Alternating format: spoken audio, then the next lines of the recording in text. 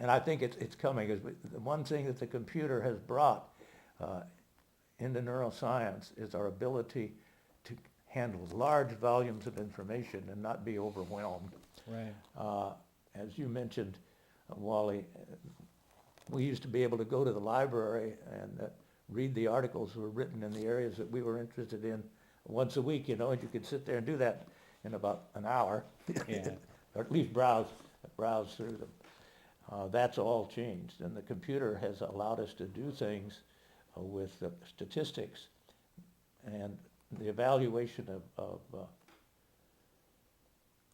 of patient histories, patient lifestyles, and now with the beginning of our understanding of the human genome and putting that with what we've learned about the immune system, and now we put in the central nervous system, and we've got the three databases that are in the human body.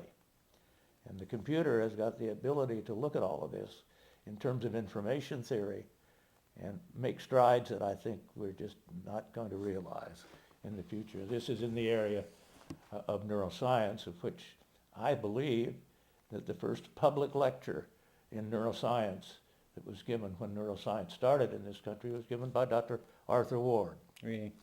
And as you know, the Dalai Lama gave the public lecture last year. So that tells you a little bit about what neuroscience is all about. And I think when we begin to amalgamate this into medical education, that the doctors of the future are going to be much broader, much better grounded in the humanities, and particularly the appreciation of the differences in human behavior, which certainly strongly influences the way patients recover from disease. Yeah, the perspective that I have of neurosurgery that Bud and I experienced is that, it started over 50 years ago, and up to the present time, if you kind of extrapolate that backwards, subtract that, you'd get back into the late 1800s or 1900. And what was neurosurgery like then? Well, not much.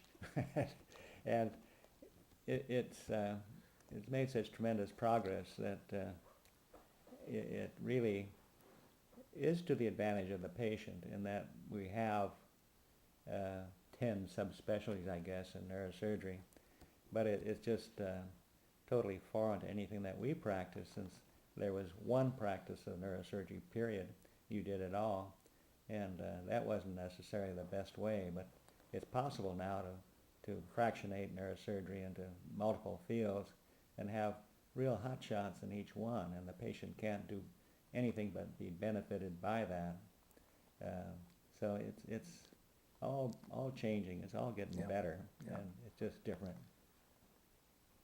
Yes, I think, the thing is getting medicine to come back together again, so that the poor patient that walks in the door gets a little bit of insight on the doctor, because the doctor's got to be their friend.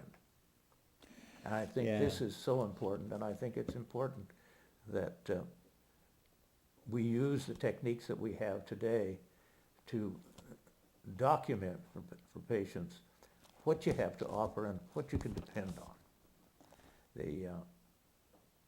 I think we've slipped a long ways from that from when you and I were in training, but it's coming back, and I can't predict what the future is going to be, but I think that the ethical approach to the practice of medicine, and neurosurgery in particular, is going to become much stronger.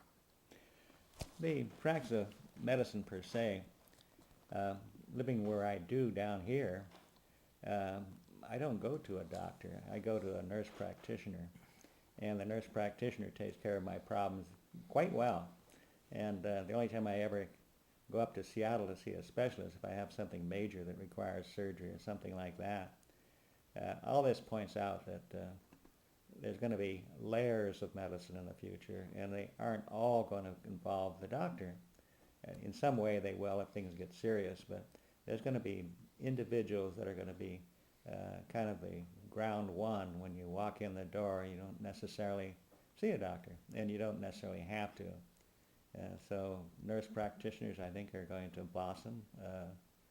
there's going to be lots of things that are changing, and as they probably should. Um, it's certainly changing, and I think it can be for the best, and that communication is going to be a major source for keeping all things smoothly running. Yes, I had an opportunity in my training when I was in that Department of Anthropology at the University of Oslo to be exposed to a system that's a little bit different, and the political process is handled, if you get tangled up in it at all in medicine or anywhere else. I got tangled up in it more in just reading manuscripts for the residents and this kind of stuff for English, because they wanted to write things in American English. But I was introduced to what's known as the ombudsman. Mm-hmm. And if you look at the ombudsman and their system and their socialized system that goes back to the 19th century, you see a very interesting thing in the way they deliver health care there.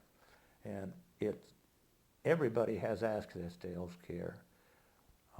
Children are covered for both medicine and dental things until they're 18 years old.